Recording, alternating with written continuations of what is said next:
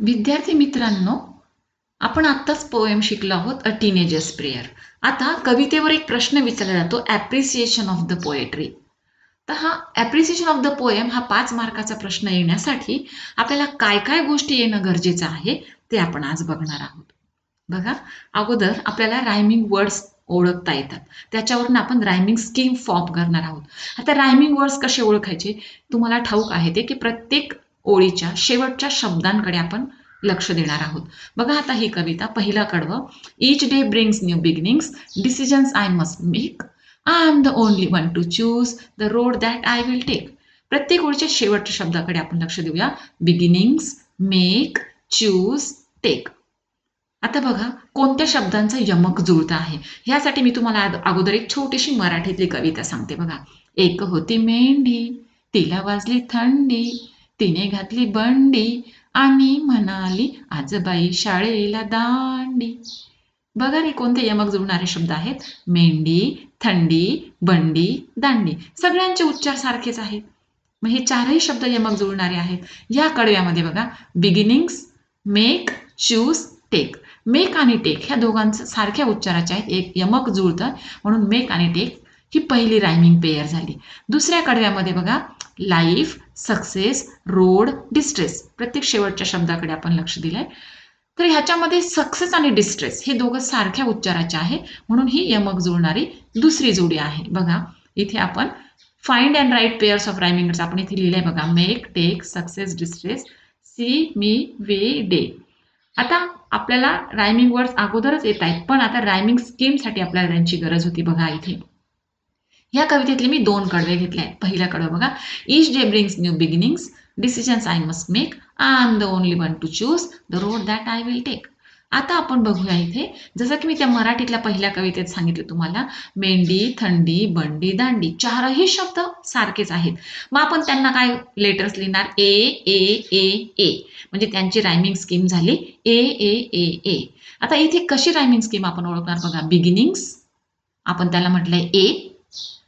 दुसरा शब्द आहे खालचा मेक, तो काही बिगिनिंगशी यमक जुळत नाहीये म्हणून आपण ए न लिहिता तिथे बी लिहिलाय. जर त्याचं आणि पहिल्या शब्दाचं यमक जुळलं असतं तर आपण हेच ए लेटर खाली रिपीट केलं असतं. पण तसं नाही म्हणून आपण लिहिलंय बी. तिसरा शब्द आहे चूज, तो बिगिनिंगशी पण यमक जुळत नाही, मेकशी पण यमक जुळत नाही, वेगळाच आहे म्हणून आपण तिथे लिहिलंय सी. पुढचा शब्द आहे टेक, तो कुणाशी यमक जुळतो, बिगिनिंगशी जुळाला असतं तर आपण तिथे ए लिहिलं असतं पण तसं नाही होते. मेकशी मात्र त्याचं यमक जुळतंय म्हणून आपण मेकला बी म्हटलं होतं म्हणून टेकला सुद्धा आपण बी म्हटलंय. मग काय आहे ह्या कडव्याचं rhyming scheme, A B C B. दुसरं कडवं आपण बघूया, शेवटच्या शब्दांकडे लक्ष देऊया प्रत्येक ओळीच्या. Life, success, road, distress. आपण लाईफला ए म्हटलं, सक्सेस लाईफशी यमक जुळत नाही म्हणून तिथे बी म्हटलंय. तिसरा आहे रोड, तो पुन्हा वेगळाच आहे, तो लाईफशी यमक जुळत नाही, सक्सेसशी नाही म्हणून आपण तिथे लिहिलंय सी. आणि शेवटचा शब्द आहे डिस्ट्रेस, त्याचा मात्र सक्सेस आणि डिस्ट्रेस ह्याचे यमक जुळत आहेत. मग सक्सेसला आपण बी म्हटलं म्हणून डिस्ट्रेसला आपण बी म्हटलंय. मग काय आहे रायमिंग स्कीम ह्या कडव्याची पण, ए बी सी बी. आणि रायमिंग स्कीम परीक्षेमध्ये लिहिण्यासाठी शक्यतो पहिलं कडवं किंवा पहिलं आणि दुसरं कडवं विचारात घ्यायचं असतं.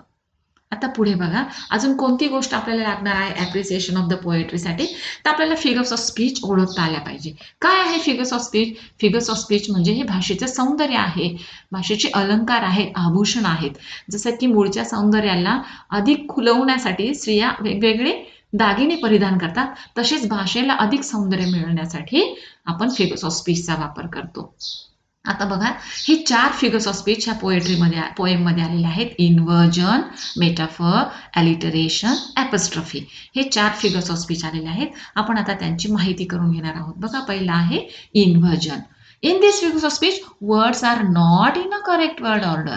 The normal word order is SVO, subject plus verb plus object, ही खरी वाक्यरचना असते. But it is reversed. Why? In order to achieve a particular effect, to emphasize some words or for meter or to create rhythm and rhyme. म्हणजे यमक जुळवण्यासाठी, वाक्यात गोडवा येण्यासाठी, काही शब्दांवर स्पेशल जोर देण्यासाठी अशी वेगळी वाक्यरचना केली जाते. Means the words are not in a correct word order. बघा आता हंग्री आय एम, खरी वर्ड ऑर्डर कशी पाहिजे होती SVO नुसार, I am hungry. Tomorrow will come the decision. The proper word order should be the decision will come tomorrow. Down fell the leaf. The proper order should be the leaf fell down. Out she went. The proper order should be she went out. And this one example is from this poem. Decisions I must make. The proper order should be I must make the decision. Now next, दूसरा figures of speech आहे metaphor. There is a direct comparison between two things without using the words like or as. जसं सिमिलीमध्ये like आणि as शब्द वापरतात तसं मेटाफॉरमध्ये वापरलं जात नाही. बघा आता, लाईफ इज अ ड्रीम असं नाही म्हटलेलं life is like a dream. Life is a dream म्हणजे जीवन हेच स्वप्न. जीवन हे स्वप्नासारखे नाही तर जीवन हेच स्वप्न. पुढे बघा, world is a stage means not like a stage but stage म्हणजे इथे जगाची तुलना रंगमंचाशी न करता जग हेच एक रंगमंच आहे अशी तुलना केली आहे. बघा, camel is the shape of desert. Camel is not like a shape of desert but camel is the shape of desert. म्हणून हे मेटाफरचं हे उदाहरण आहे. पुढे बघूया, alliteration. The letter or the alphabet is repeated म्हणजे ज्याला आपण टंग ट्विस्टर्स म्हणतो.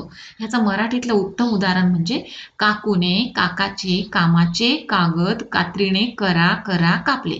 द क sound is repeated here.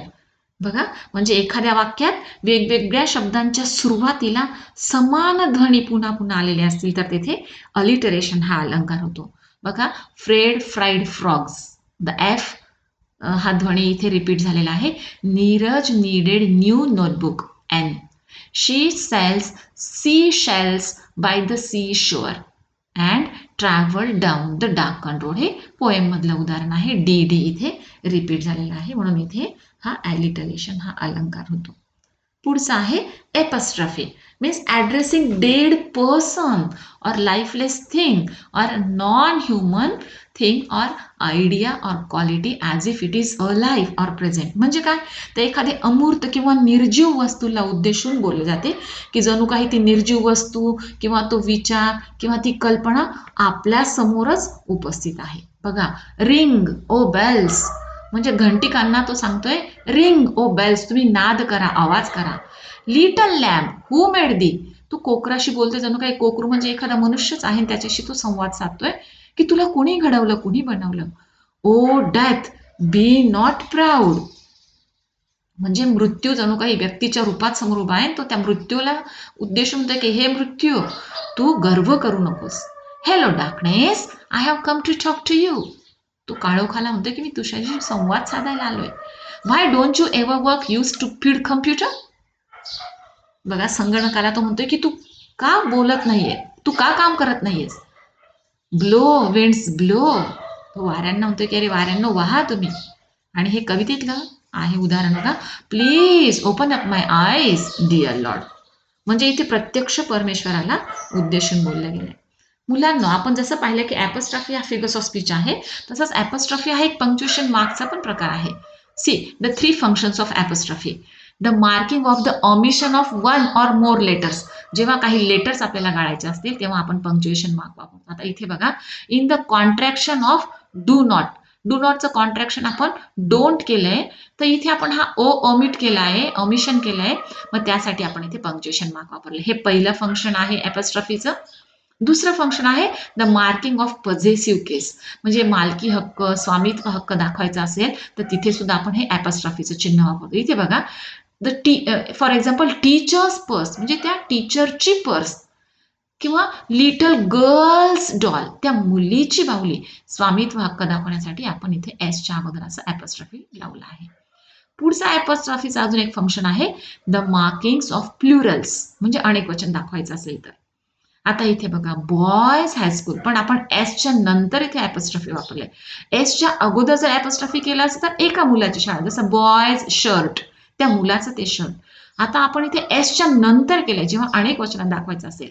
Boys high school मुलांची शाळा, गर्ल्स हायस्कूल मुलींची शाळा म्हणून आपण एस नंतर इथे ॲपस्ट्रॉफी वापरले. तर अशा पद्धतीमध्ये प्रमाणे ॲपस्ट्रॉफी हा एक पंक्च्युएशन मार्क सुद्धा आहे. पुढे बघा, आपण आता मूळ प्रश्नावर येतो आहोत की पोएट्रीचं आपल्याला ॲप्रिसिएशन कसं करायचंय. तर त्यासाठी काय आवश्यक गोष्टी आहेत त्या आपण शिकलेलो आहोत.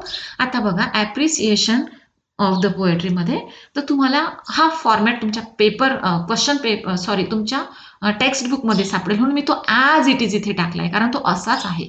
बघा, now you are going to find this type of format in your textbook, but SSC board has made a little bit of change in this question. Now they are not going to ask you about your favorite line, about special features, and why you like or dislike the poem. Okay, म्हणून आता जे विचारणार नाहीयेत त्याला मी red इंकने cross mark केलेला आहे. बरोबर. आता काय विचारणार आहे? टायटल. आता मुलांनो, टायटल आणि पोएट हे जे आहे हे तुम्हाला प्रश्नपत्रिकेमध्येच सापडणार आहे, कारण प्रश्नपत्रिकेमध्ये ते कवितेच्या टायटलसह, कवीच्या नावासह ती कविता देणार आहे. मग तुम्हाला हे टायटल तिथेच प्रश्नपत्रिकेतच पाहून लिहायचं आहे. फक्त चुका त्यात करायच्या नाहीत. पोएटचं नाव सुद्धा तुम्हाला मिळणार आहे, ते ॲज इट इज लिहायचं आहे. कॅपिटल लेटर्स आहेत, एम जे विशेष नाम आहेत ते आपण तसेच कॅपिटलमध्ये लिहायचे. तिथे चूक केली तर मात्र हे मार्क्स तुमचे जातील. पुढे रायमिंग स्कीम विचारणार आहेत, ती आपण आत्ताच शिकलो आहोत ह्या कवितेमध्ये. ह्या कवितेची रायमिंग स्कीम आहे ABCB, आपण ती तशीच लिहिली ABCB. पुढे विचारणार आहे थीम और सेंट्रल आयडिया. काय आहे ह्या कवितेची? A teenager praise to God to lead him, show him the correct way to succeed in life and to help him remain positive. ही आपली सेंट्रल आयडिया आहे, ती आपण लिहिली आहे. नंतर विचारणार आहेत फिगर्स ऑफ स्पीच. आपण पाहिलं ह्या कवितेमध्ये 4 फिगर्स ऑफ स्पीच आहेत: इन्व्हर्जन, ॲपॉस्ट्रफी, अलिटरेशन, मेटाफर. यापैकी कोणतंही एक तुम्ही फक्त नाव मेन्शन करायचं आहे, त्याचं उदाहरण द्यायचं नाही की इन्व्हर्जन ह्या लाईन्समधून आपल्याला सापडलंय, मग ती लाईन रिपीट करायची नाही. तर फक्त आपल्याला कोणती फिगर्स ऑफ स्पीच आली कोणतीही एक मेन्शन करायची, एवढं सोपं स्वरूप ह्या कवितेचं केलेलं आहे. आणि तुम्ही म्हणाल की हे खाली मी काय लिहिले, why I like or dislike the poem, हे विचारलं जाणार नाही. पण तुमच्या माहितीसाठी मी फक्त लिहिलं की मला का आवडली ही कविता. I like the poem because it guides me, teaches me the way of life, it makes me aware of positive and negative things. पण आपल्याला हे विचारलं जाणार नाही. मग काय आहे हा मार्कांचं डिस्ट्रीब्युशन? बघा, distribution of 5 marks for appreciation of the given poem. 5 मार्काचा हा प्रश्न आहे.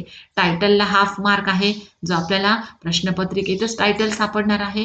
पोएटच्या नावाला हाफ मार्क आहे, तेही प्रश्नपत्रिकेतच सापडणार आहे.